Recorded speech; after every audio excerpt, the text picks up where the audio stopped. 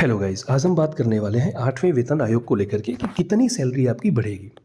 जितनी भी बढ़ेगी उसमें कौन कौन से कंपोनेंट होंगे, फिटमेंट फैक्टर कितना बढ़ने वाला है, शिक्षकों का वेतन कितना बढ़ेगा और साथ ही हर ग्रेड पे के अनुसार पुलिस का वेतन कितना बढ़ेगा, लेखपाल का वेतन या किसी भी आप सेवा में हैं तो आप अपना वेतन की वृद्धि जान सकते हैं। इसके लिए दोस्तों दो विधियाँ हैं, एक छठे पे कमीशन की विधि है, एक 7वें पे कमीशन की विधि है। तो दोनों को जानेंगे कि कौन सी विधि सरकार अपना सकती है। ज़्यादातर चांस है कि छठे वेतन आयोग की विधि यानी कि जो दूसरा मेथड है उसी को सरकार अपनाएगी। तो आइए जानते हैं कितना वेतन बढ़ने वाला है। सबसे पहले दोस्तों जानते हैं 8वें वेतन आयोग को लेकर के अभी जो न्यूज़ आ रही है कि मई 2025 तक इसके सदस्यों का चयन हो जाएगा। इसके आयोग में पूरा जो भी इसके लिए नियम है, शर्तें हैं, वो सारी चीज़ें घोषित हो जाएंगी। ऐसे में अब ये अपना काम करना शुरू कर देगा मई 2025 से। 8वां पे कमीशन अपनी सिफारिश 1 जनवरी 2026 से लागू करेगा। इसके सदस्यों का चयन मई 2025 तक हो जाएगा और जो इसकी रिपोर्ट है दोस्तों वो पहली छमाही यानी कि मई या जून 2026 तक आ जाएगी। रिपोर्ट आने के बाद 1 जनवरी 2026 के बीच में यानी कि मान लीजिए कि मई 2026 में रिपोर्ट आती है और 1 मई 2026 से इसकी सिफारिशें लागू करनी है। ऐसे में जितने भी महीने बचे, जैसे 5 महीने बचे, तो उनका एरियर आपको भुगतान किया जाएगा, यानी कि एरियर इसमें आपको आराम से मिल जाएगा। अब बात करते हैं वेतन वृद्धि होती कैसे है। तो देखिए दोस्तों, वेतन में कुछ कंपोनेंट होते हैं। जो सबसे बड़ा मेन कंपोनेंट है वो है बेसिक पे यानी मूल वेतन, और इसमें जो वृद्धि होती है वो फिटमेंट फैक्टर के अनुसार ही की जाती है। साथ ही इसमें डीए या डीआर होता है, टीए होता है, एचआरए होता है, तो ये भी वेतन में जुड़ते हैं। अब वेतन वृद्धि में भी इनका बहुत बड़ा रोल होता है। जैसे कि जानते हैं आप, हर 6 महीने में डीए बढ़ जाता है, 1 साल बाद बेसिक बढ़ जाता है 3%, तो ये वेतन में वृद्धि का काम करता है। पहले दोस्तों जानते हैं कि 7वें पे कमीशन में वृद्धि हुई कैसे, तभी आप जान पाएंगे कि 8वें में कितनी और किस प्रकार से होगी। तो सबसे बड़ा कारण है फिटमेंट फैक्टर। ये एक मल्टीप्लायर है दोस्तों, बढ़ाता है गुना के रूप में, और वेतन आयोग के कार्यान्वयन के दौरान मूल वेतन को रिवाइज करने के लिए मुद्रास्फीति और पिछले भत्तों को जोड़ करके इसमें वृद्धि करता है। अब 7वें पे कमीशन, छठे पे कमीशन और 5वें पे कमीशन तीनों का कैलकुलेशन अलग अलग तरीके से हुआ था। 7वें पे कमीशन में जब ये इसको लागू किया गया तो डीए था 125%। अब ऐसे में जो फिटमेंट आया था वो आया था 2.57। अब यहाँ आप देख सकते हैं कि इसमें क्या किया गया, जो वास्तविक वृद्धि है वो केवल 14.22% की थी, न कि 2.57 गुना की।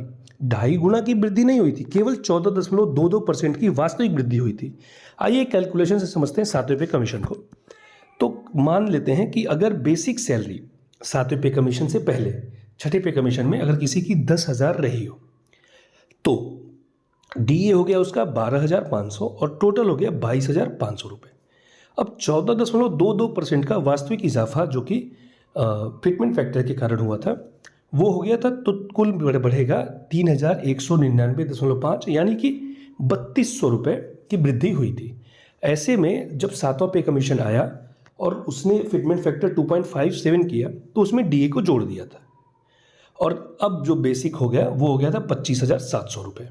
इसका मतलब है कि संशोधित वेतन सिर्फ पुराने बेसिक पर आधारित नहीं था, बल्कि बेसिक और प्लस डीए को मर्ज करने के बाद जो आया था उस पर फिटमेंट फैक्टर लगाया गया था, यानी बेसिक प्लस डीए को जोड़ दिया गया था।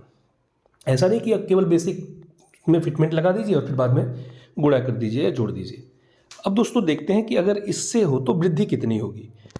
उदाहरण के लिए मूल वेतन 4200, मूल वेतन अगर जो है 4200 ग्रेड पे 69,000 शिक्षक भर्ती में इस समय अगर कोई होगा तो 39,900 बेसिक हो गया। ऐसे में डीए उसको मिल रहा होगा 21,147। एचआरए ग्रामीण है तो 1,340, अगर शहरी है तो उस हिसाब से, महानगर में है तो उस हिसाब से उनका एचआरए होगा। अब पहली विधि के अनुसार 39,900 यानी कि बेसिक प्लस डीए कुल हो गया 61,047 रुपये। इसमें एचआरए नहीं जोड़ा गया है।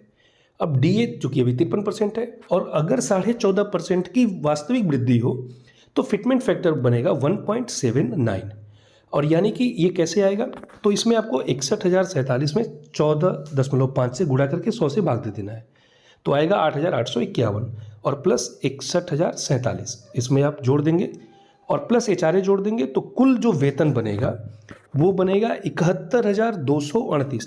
यही किया गया था 7वें वेतन में, जबकि अब ये नहीं होने वाला है। अब दूसरी विधि से ही कैलकुलेशन होगी।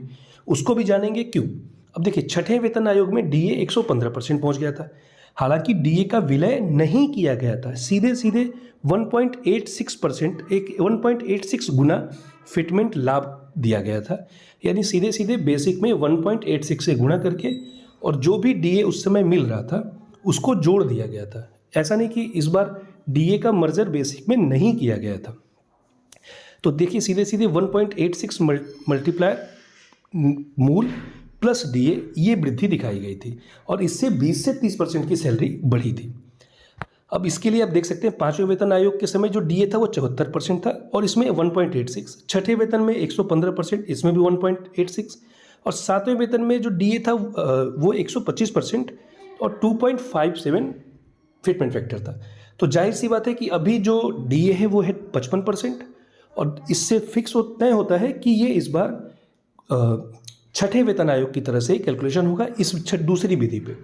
अगर फिटमेंट 1.79 है, बेसिक 39,900, तो सीधे सीधे बेसिक से गुणा कर दीजिए, अब आएगा 71,421। डीएस जोड़ दीजिए प्लस एचआरए जोड़ दीजिए। अब जो मूल वेतन आएगा ये आएगा दूसरी विधि से 93,908 रुपये, यानी आठवें वेतन आयोग में अगर आप टीचर हैं 69,000 में तो आपका बेसिक होने वाला है 93,908 रुपये। अब बाकी सर्विसेज में आप हैं तो अपनी वृद्धि कैसे निकालें, तो देखिए, पहली विधि से निकालने के लिए मूल वेतन plus DA plus HRA, HRA को हटा दीजिए, डीए मूल वेतन प्लस डीए और इसमें 14.5 से गुणा करके 100 से भाग दे दीजिए। अभी जो आया उसमें उसको जोड़ लीजिए, वेतन प्लस डीए से 8,851 प्लस 61,047 और प्लस एचआरए, बाद में एचआरए जोड़ देंगे क्योंकि एचआरए को लास्ट में ही कैलकुलेट किया जाता है। तो कुल वेतन हो जाएगा 71,238 रुपये, यानी ये आपका कुल वेतन रहेगा। और साथ ही विधि 2 जो कि सबसे इंपॉर्टेंट यही होने वाला भी है, तो ऐसे में मूल वेतन में 1.79 से गुणा कर दीजिए। अब 39,000 into 1.79 71,421 plus DA plus HRA, तो ये आएगा 93,908 और इस पर दोस्तों हर 6 माह पर महंगाई भत्ता और 1 वर्ष में 3% की वृद्धि बेसिक में ये होती रहेगी। तो यही दोस्तों होगा भी, क्योंकि देखिए जब डीए कम होता है तो जाहिर सी बात है कि सरकार डीए को मर्ज ना करके डीए को बाद में जोड़ती है। अगर ये फार्मूला लागू हुआ 5वें पे कमीशन या 6ठे पे कमीशन वाला, तो जाहिर सी बात है कि बेसिक कम से कम 93,908 रुपये होगा या इतनी वृद्धि प्रदर्शित होगी, इतनी ही वृद्धि होगी। धन्यवाद दोस्तों, थैंक यू।